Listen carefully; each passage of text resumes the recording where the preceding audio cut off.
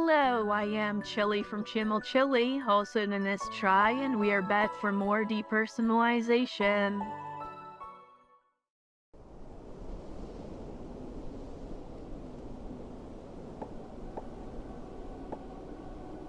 Continuing where we left off last time here.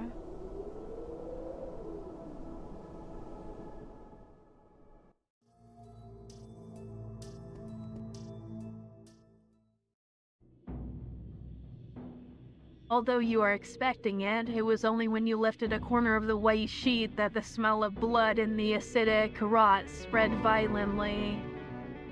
And you realized how fragile your psychological preparation was. Under the medical white sheet, there was a terribly mutilated body. The top of the victim's skull was torn off by an external force, exposing the entire brain. The crushed brain matter, along with the dried and coagulated blood, formed a perfect yellowish-brown layer on the ground. The victim's mouth was cut with a sharp object, and 2 steel nails were fixed at the corners of their lips, causing the head, even with only half remaining, to maintain a smiling expression.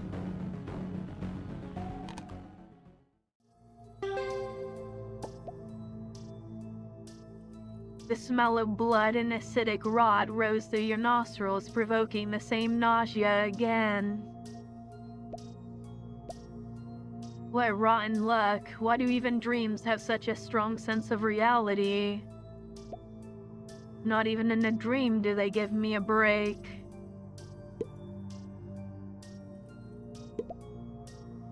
You examine in detail the still intact surface of the body.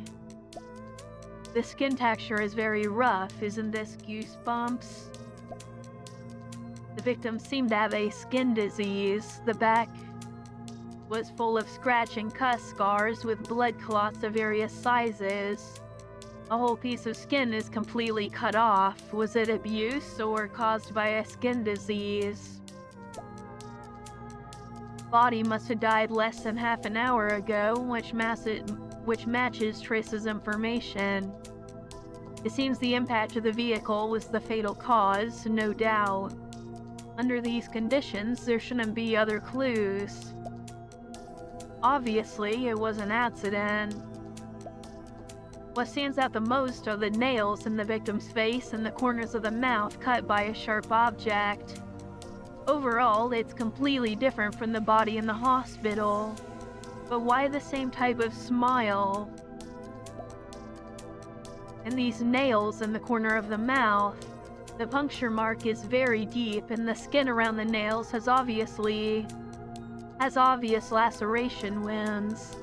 Resistance wound. It can't be an artistic performance, can it? Very strange. Maybe I can use rewind to see what happened with the nails and the smile and see if it's related to the case.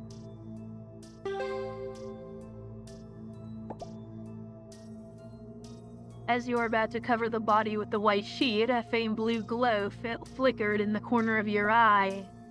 What is that? You held back the nausea, stuck your finger into the victim's broken skull, and pulled out the blue glow. That's basically it about the scene. I can use the pocket watch to go back to the past and see why the dead man suddenly ran onto the road. The crushed skull was scattered all over the road. You crouched down, picked up some from the ground, a piece mixed with hair, skin, bone, and a gelatinous brain that was still trembling slightly, pulling a viscous thread and hearing the disturbing sound of drops.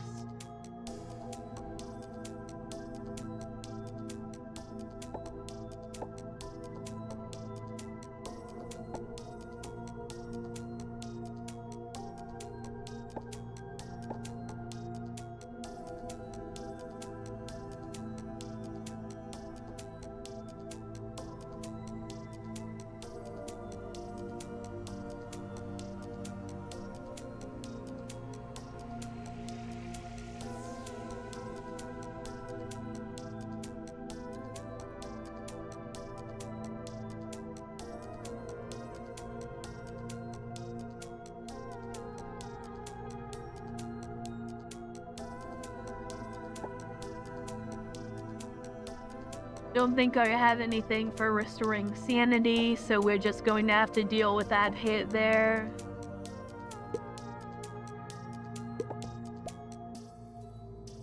Well, that should be the whole situation of the scene. Time to use the pocket watch to deduce the man's reason. To deduce the reason for the dead man's actions. You reached out, searching in your shirt pocket where you remembered keeping the pocket watch. The metallic feel you expected doesn't come as anticipated, instead you feel a soft object. Your heart skipped a beat and the memories came flooding back. You took out of your pocket a crushed violet with broken petals. Exactly like the one you received from Amy's hands. A violet.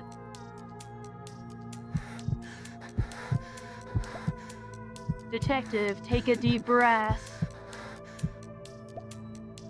The palpitation that surged in an instant Whoa, voice crack. The palpitation that surged in an instant gave you a glimpse of the fear of death. A sensation you've never had in a dream. A thought flashed through your mind. These are emotions and pains that only happen in reality. Under Violet's command, your consciousness returned to your body. Only then did you realize you were half kneeling on the dry earth, your pants dirty with grass seeds and mud.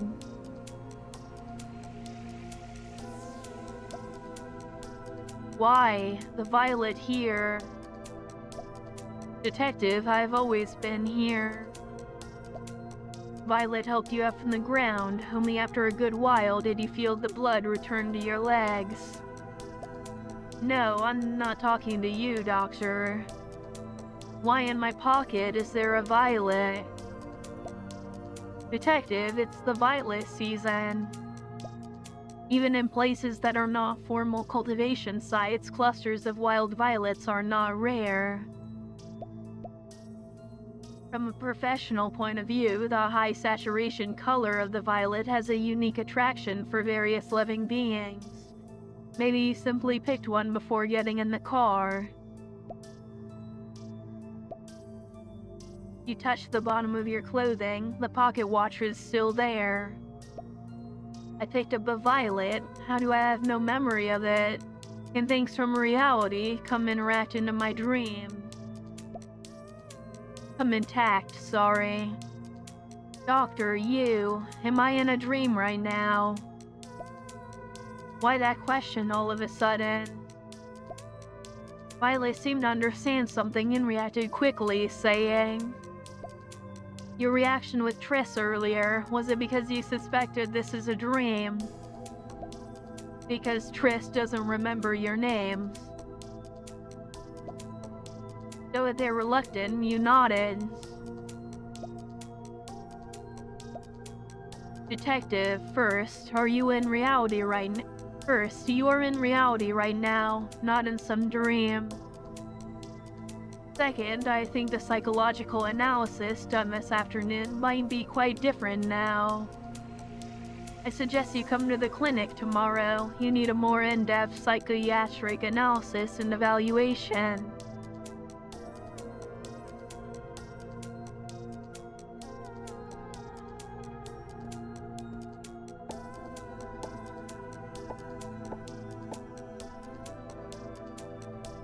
My throat's still a bit sore from yesterday, sorry about that.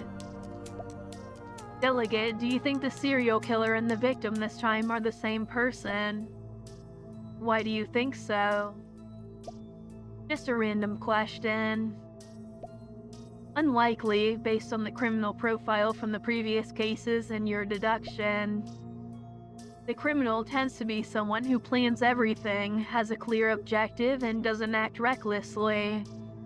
If I had to describe it, the killer who committed the series of crimes with the smile characteristic is more like a crocodile underwater, a fatal blow and no tracks. With this person you ran over, if you really were the next victim, the approach of stopping the car with a knife is both crude and simple. It doesn't fit the police profile at all.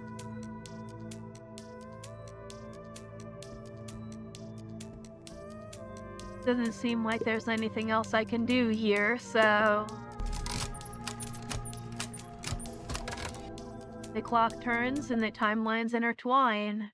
It seems that before the thought in your mind could form, a pain from the bone marrow shot up from the soles of your feet to your brainstem. And the next instant, your entire skin felt like it was burning, the pustules and clothes rubbing against each other. At this moment, it seemed like all your senses were growing backwards. The pain rooted in the marrow, hearing transformed into steel needles with hooks piercing your eardrums. Even breathing became inhaled shards of glass into your lungs. Your body was becoming a container full of cracks. You, trembling, touch the corner of your mouth and feel a metal nail and lips cut by a sharp object. Before you could make a sound, your expression naturally turned into an ugly smile. Nails, where did they come from? You demanded the most you could from the body to think about what happened, but the extreme pain and incessant itching completely cut off your reasoning. I need to solve it first. Find a way to solve the pain of the body before it's too late. It hurts, I can't run.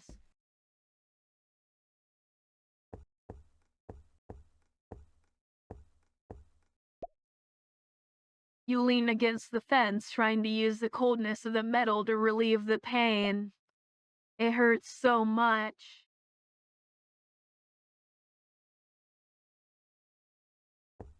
God damn it, why did I lose a bunch of sanity there?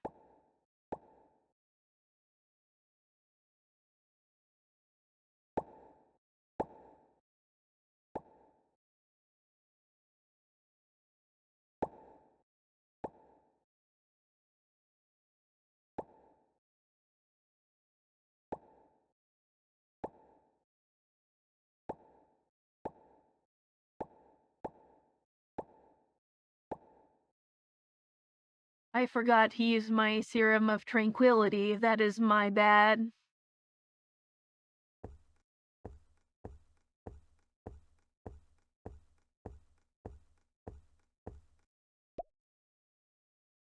You punched the dead tree hard, hoping to use the pain to cover this torment that came from the depths of your soul. Useless. It still hurts so much. Right, the knife, I have a knife.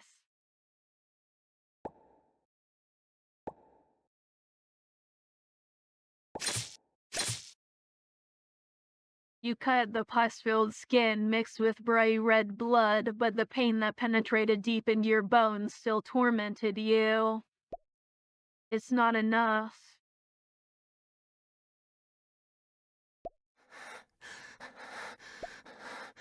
No, it still hurts too much.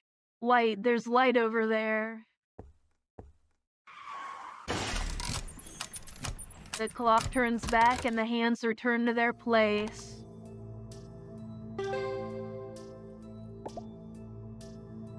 The force of the impact, the skull splitting, the pain all over the body, the consciousness dissipating, all happened in the same instant.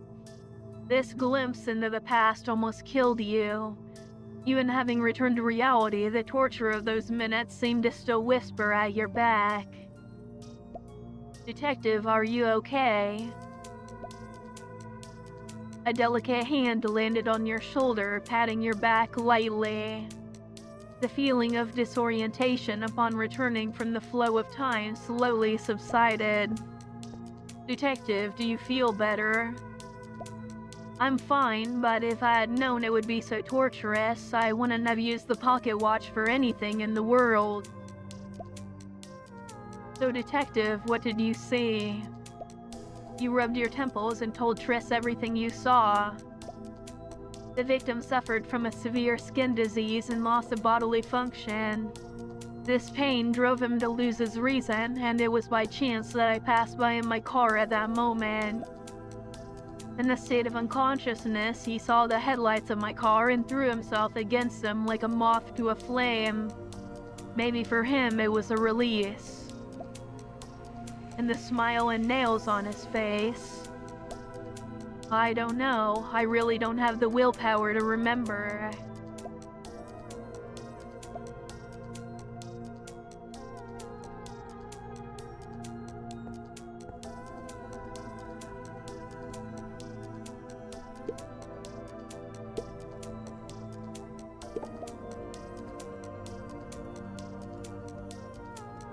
I think that's about everything I can do for now.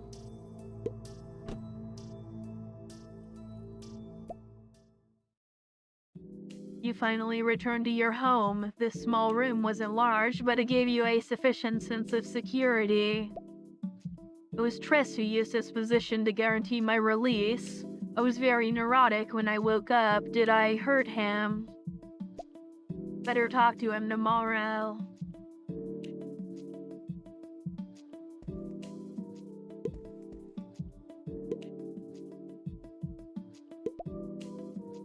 You vaguely remember that the insignia in your hand came from your dream or from reality, but now it rests silently in your hand. The touch of metal brings a coldness to your palm.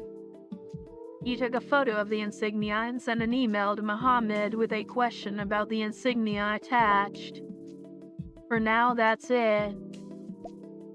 To your surprise, the reply came quickly. Muhammad wrote in the letter, very interested. See you at the exhibition center tomorrow.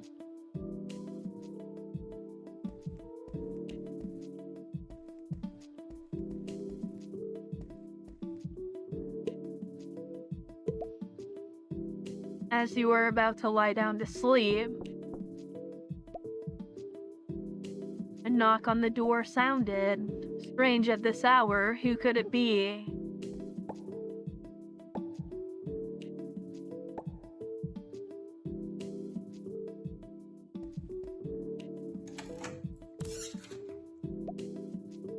You open the door. Under the dim light from outside is a delivery person with disheveled clothes, but the yellow uniform is still very visible in the darkness. Hello? Hey, sir.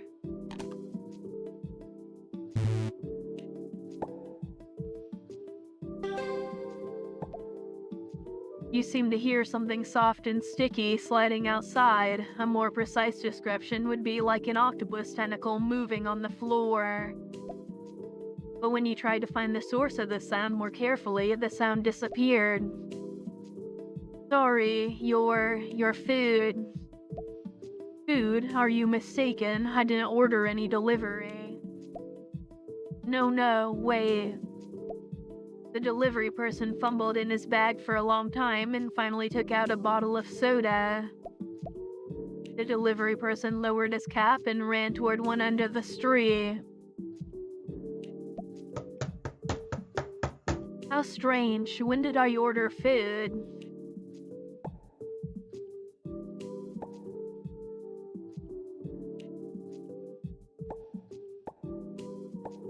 Okay, that is really weird.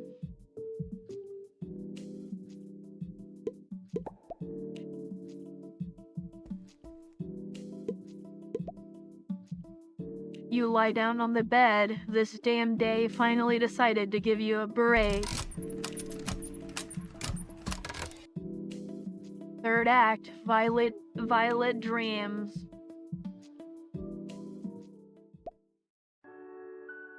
So our protagonist. Wait. I finally understand. You're setting a trap for the star key and the space-time behind the gate. The mistress of time finally understands. I was even thinking of betting with Twill on how long it would take you to figure it out.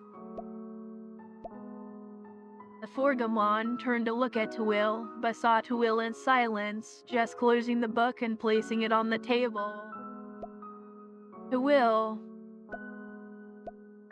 Hey, now's the time for a family story. Don't fight. Don't fight.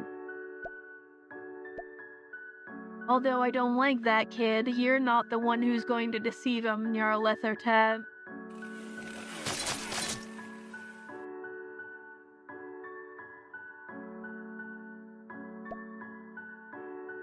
Hey, stop, stop, stop.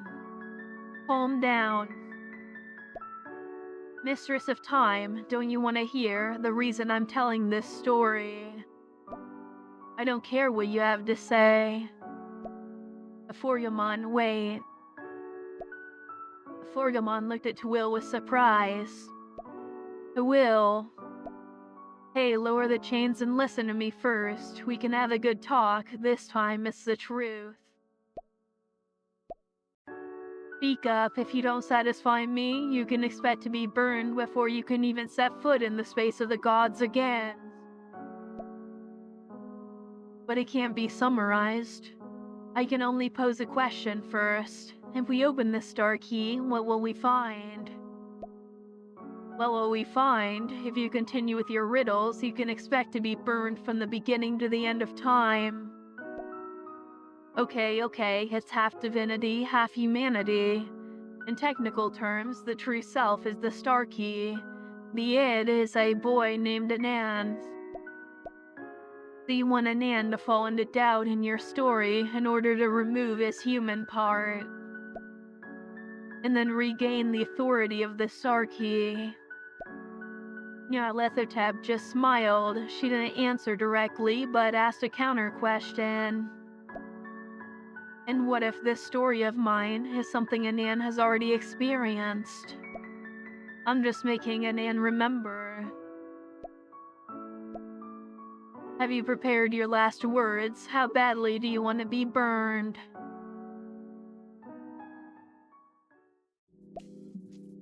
The sky cleared and the sunlight squeezed through the window into the small room. The tense nerves completely relaxed after a good night's sleep. How nice, I haven't slept so well in a long time. Cloudy weather today with a possibility of heavy rain and cold air at night. Citizens, please dress warmly.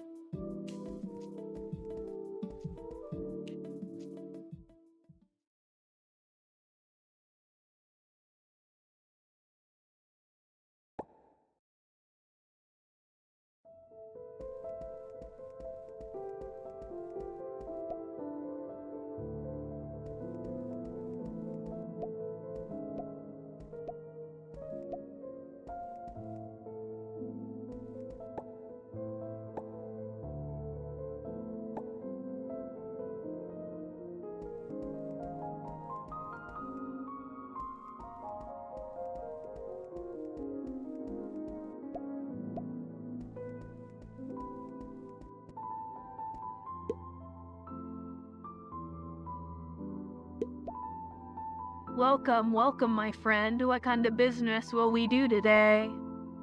You took the insignia you received from Sophia and placed it in front of Mohammed. Director, can you take a look at this? Mohammed took the insignia from your hand. The rusty surface painfully scratched your palm during the exchange. Mohammed turned the insignia a few times, then took out an ultraviolet flashlight and pointed it at the insignia. Interesting.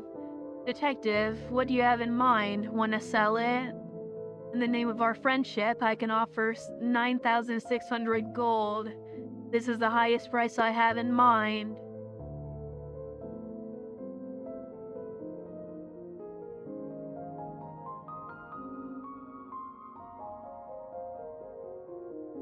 Tell me about this insignia.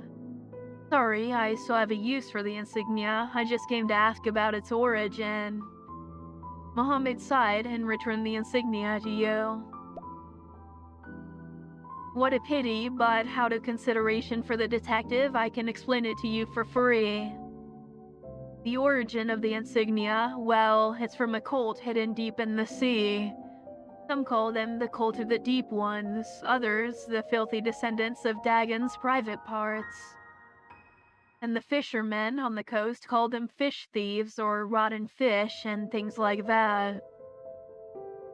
Their tracks are in almost every coastal city. Many of the mysterious seamen from horror stories, even the water monkey, might refer to them.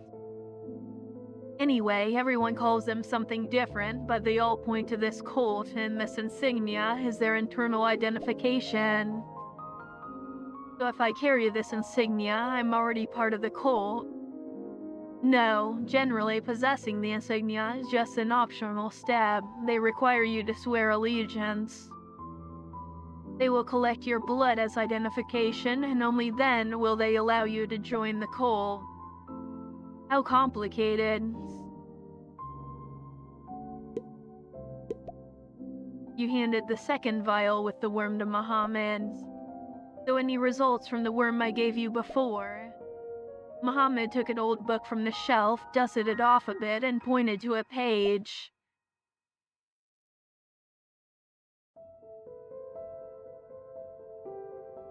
I do not know how to pronounce that, and I'm not even gonna try.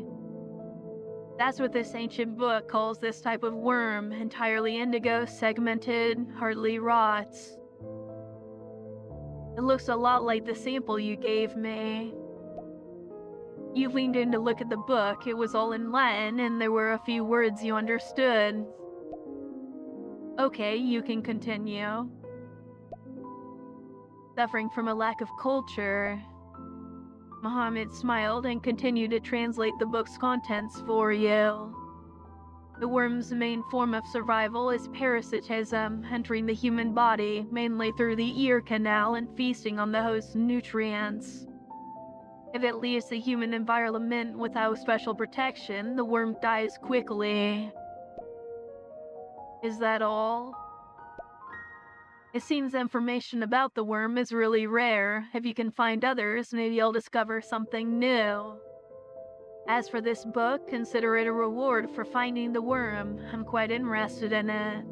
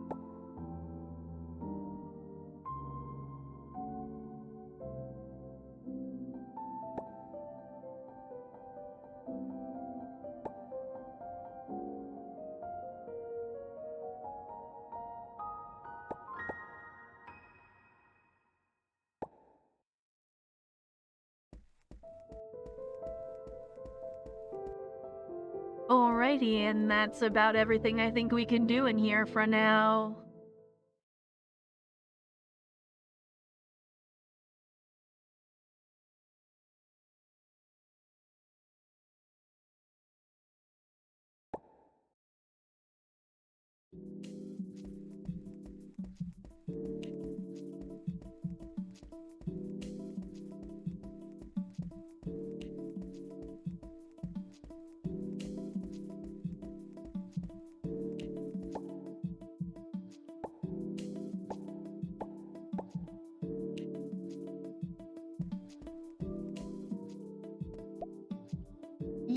You get out. I want to see my son. Let me pass. I saw him. What's going on? Ma'am, please, calm down first. If you have any claims, speak with the staff. Where are you taking my son? The security guard took a sudden kick from the lady, his face contorting a bit. Calm down, ma'am. But soon the security guard retaliated, grabbing the woman's wrist and twisting her arm. Excuse me. The lady was knocked to the ground, just staring fixedly in the direction of the elevator without fighting much. What happened? We're not sure either. This lady, like yesterday, was sitting next to the reception. She didn't do anything wrong, so we let her sit there. But suddenly, she got very agitated, shouted a few times here in the lobby, and ran toward the staff elevator. And then she was stopped by me. You crashed down slightly and asked the woman, who was already a bit calmer, "Ma'am, what happened to you?" "Son, I saw my son." It seems you won't get anything from her. Did anyone enter or leave the hospital just now? For example, her missing son. I don't think so. I know Tehran, but several patients entered and left just now. Except a body that the police just took to the morgue through the service elevator. Maybe the lady saw it when the elevator door opened. Please, doctor, show me the way. Right, I'll go down first. I hope it doesn't take too long, detective. Sons. You guys go, I'll calm this lady down.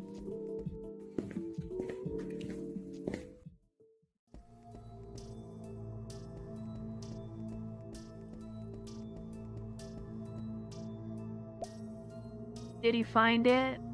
The chief physician nodded and tapped the identification plate in front of the morgue's gurney. The body is the one the police brought into the morgue 10 minutes ago. According to them, the state of the body is quite tragic. They suggest that this time, we don't let the interns watch the autopsy. The chief physician handed you a disposable medical glove. Speaking of which, the autopsy is done by old Thor and his team. I don't have the qualification to meddle with bodies in the morgue. But I don't have the qualification either. The police, you know how it is, they don't always follow the rules. I'll try to stop you before you do something inappropriate with the body. You actually just don't want to take responsibility, do you? Alright. You slowly lifted the white sheet covering the body. You saw him again. The male body with half of its head torn off, the exposed brain and fetid, cadaveric fluid. The nails on his face had been removed, but the muscles, fixed for a long time, continued to maintain a smiling expression due to rigor mortis. Much more bizarre than you saw the night before. The feeling of nausea rose to your throat again, your tongue already tasting bitter. But you forcefully suppressed the nausea, swallowing the vomit that was stuck in your throat.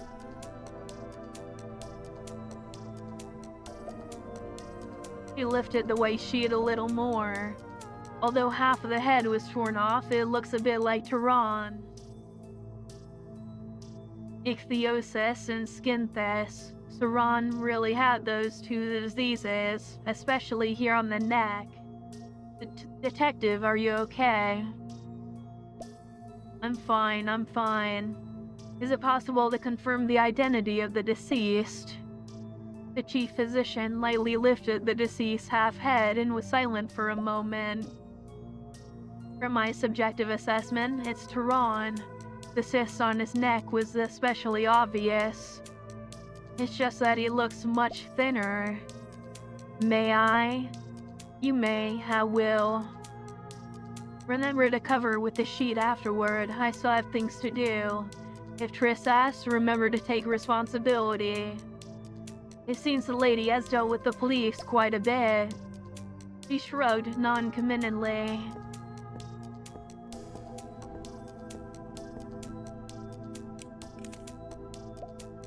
You took photos of the deceased with your cell phone.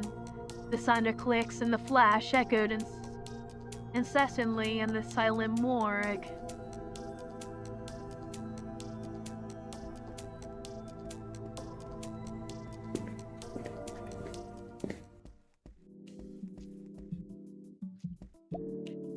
When you returned to the lobby, the lady, or rather the mother, had already calmed down and was crouching on the lobby floor. The security guard was standing next to her in silence, as if afraid she would do something wrong again. Should I show the photo to confirm the identity of the deceased? You handed the cell phone to the woman. Ma'am, please confirm, do you know the deceased person in this photo? The woman raised her head, looked at you, and extended a hand to take your cell phone. She looked at the unrecognizable body on the cell phone, but gently touched the screen as if wanting to caress the person in the photo. Yes, it's my son. His name is Tehran, a good boy.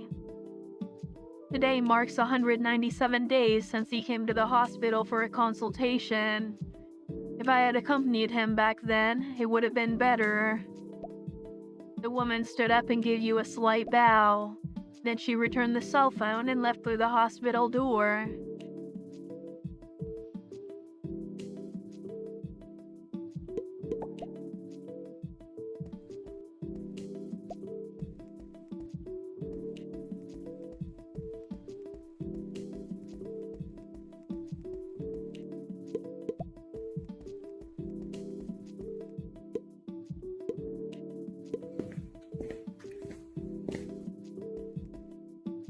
Just checking to make sure there's nothing new in the ICU.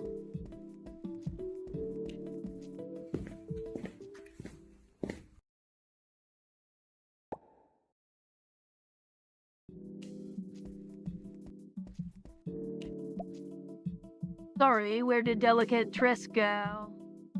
The delegate came in this morning, dropped by, and then left in a hurry. He took some officers with him. I don't know what happened. Let me tell you, in the morning we received a call about a murder, asking the police to go immediately. A murder? Where? I didn't hear clearly. It was the delegate who answered. Because the on-duty system requires at least 2 officers, and since the guy skipped this morning duty, Chris had to stay with me. It's not that I didn't sleep all night. I went to buy breakfast for us. But from what I heard, the voice on the other end of the line seemed to be a middle-aged man with a deep voice.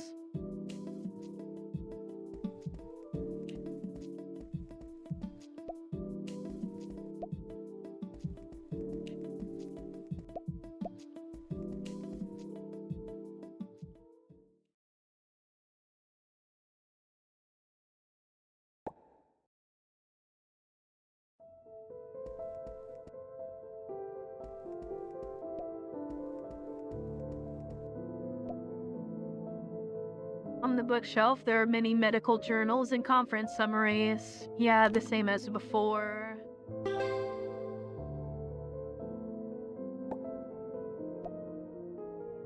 But some books might still help you.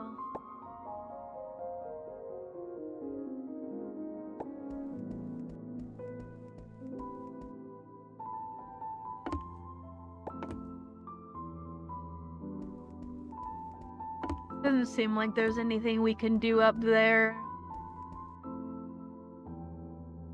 I'm here for the appointment. Detective, have a seat. Violet pointed to the chair in front. Sammy and Doe hurried to begin. Okay then. Want some coffee? Oh. No thank you. Okay, it seems the detective is in a hurry. I remember saying, didn't I? In psychotherapy and psychoanalysis, rushing only gets in the way. So tell me, let's start with why you doubt dream and reality. After a moment of silence, you decided to tell Violet what happened. It's a bit funny to say, but after the car accident, I went back to the dream I told you about. That beautiful afternoon on campus. But the difference is, a week had passed, a week there. I, as before, met my closest friends and my professor. Compared to the constant immersion in homicide cases here, that was a truly wonderful time.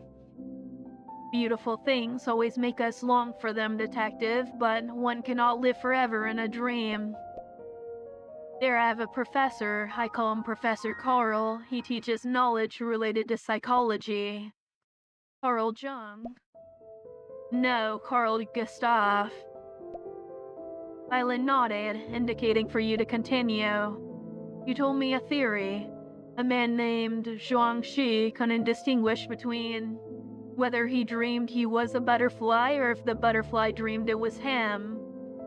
I thought it resembled my current situation, so I told him and asked for advice on how to distinguish dream from reality.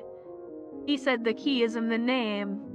There I have a special name, but here you call me detective. The more detailed the aspect, the bigger it is in a dream. Let me guess, did your Professor Carl also tell you the connection between you and people around you is the key to continuing the self? Constituting, geez. He said something with a similar meaning. Violet sighed, seeming a bit resigned. Detective, listen, I want you to first be sure of one thing. Here, where you are, is the unquestionable reality. You, me, everyone here is real, can be touched, and can talk. If you don't even have that conviction, it's a matter of time before you fall into emptiness and dreams. You nodded as if you understood, but not completely. Secondly, the details in dreams are vague. Many things can only be seen in a general way. The name is just one example. Besides, mass amnesia also exists. The Mandela effect is a typical example. Chris may have forgotten your name, but the files that record your entry into the police as a detective will not forget. Therefore, you just need to confirm the corresponding documents to confirm. Your eyes lit up, it's true. That way, there would be a way to distinguish reality from dream. It seems last night Tris also mentioned that, but you were too agitated at the time and couldn't pay attention. Besides, there are small details like smelling things. The aroma of the coffee beans opened at the moment flowed into your nostrils, accompanied by a sense of reality. Right, doctor, you've convinced me. Great, next question. How did you deduce the state of the person run over last night? You took out your pocket, that exquisite indigo watch, its hands still turning, celebrating the cruelest concept of all time. It's a power this pocket watch grants me. I call it rewind. It allows me to briefly return to the past, experiencing the situation as if I were the other person. Be it the killer or the victim. It sounds more like a technique from the field of occultism. I don't understand much about occultism, but from what I know and my intuition, obtaining occult abilities usually comes with a high price. Detective, I suggest you use this ability less. Preferably, don't use it at all. I don't know if it can affect your sanity. I'll try. To the second question, what is your earliest memory? Earliest memory? What do you mean? How can I put it? It's the earliest memory you can remember, even if it's from your childhood, like learning to walk. As long as you remember it. Of course, it is. Your thoughts swept through the memories in your mind. You try to remember your childhood, but even the memories of your parents, your childhood games, or the school you attended. These memories that should be extremely familiar disintegrated the instant you tried to search for them in detail, leaving only hazy fragments behind. Like a broken mirror, you know where it was, you remember it once reflected your image, but now only hand-cutting shards of glass remain. My first memory is actually the moment I entered the exhibition center. I don't even remember how I got there. It's okay, detective, I understand. You don't need to think about it anymore. Many mental illnesses are accompanied by amnesia. Patients often have a vague impression of things, but can't remember the specific details. This may be the underlying factor that prevents you from distinguishing reality. What's wrong with me? Relax, detective. Based on the diagnosis, Detective, you may suffer from a mild depersonalization disorder, and not the state of excessive tension we mentioned earlier. The main symptoms are amnesia and hallucinations. Amnesia is a complication of many mental illnesses. Current medical methods really have difficulty treating it accurately. Most treatments are supportive and conservative. For example, going to places where you have memories or a sense of familiarity. Perhaps it will slowly improve. As for hallucinations, given that you haven't had problems distinguishing reality from dreams in the past, I don't think it's serious. Relaxing properly is the best. In terms of medication, I suggest you go to the hospital and get some olanzapine pills. Of course, don't rely excessively on medication. And then stay away from work for a while and rest. It's nothing serious. Violet took out a prescription, scribbled a few notes, and signed it, then handed the paper to you. Okay, I understand.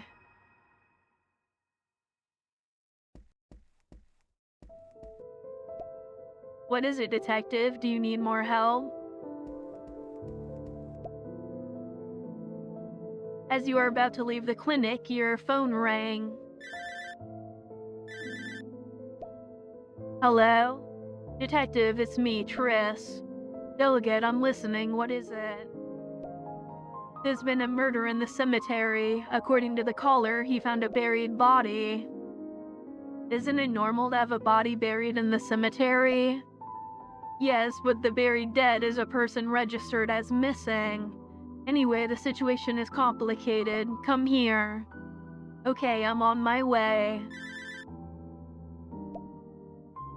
Delegate Triss, I heard. Right, I'll go with the detective. Violet shrugged with an air of resignation. I'm starting to understand the feeling of always having someone rushing you to work. It's really not easy to relax, let alone rest. So I'll go on ahead.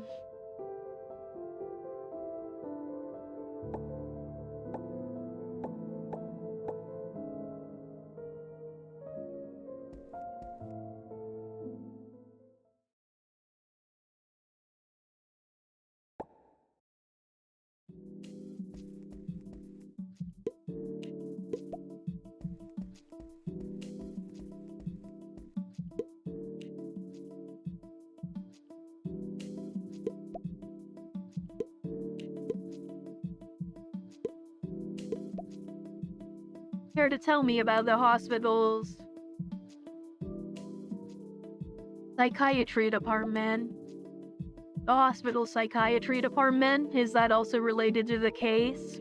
I'm not sure, but what if it's useful? Well, currently, the psychiatry department integrates clinic, research, and teaching, offering treatments for psychiatric and psychological problems. Stop. Tell me about the staff distribution. The nurse on duty silently closed the page on the computer. So as you can see, Violet is the chief physician of the psychiatry department. Paul Rolls is the vice director, and below them there are many other doctors.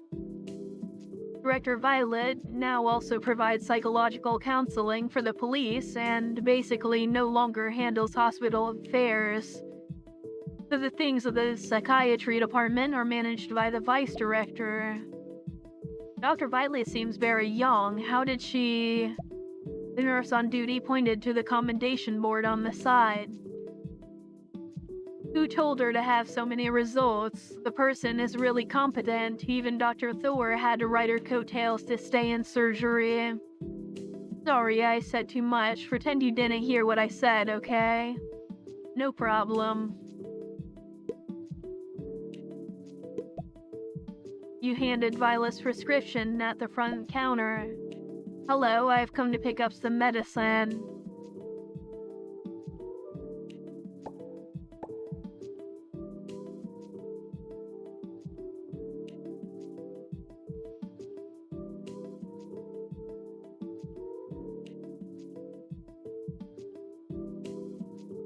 It would restore me to 98 sanity, but I feel like we should probably save it until I'm below 15 for the maximum HP buff, probably.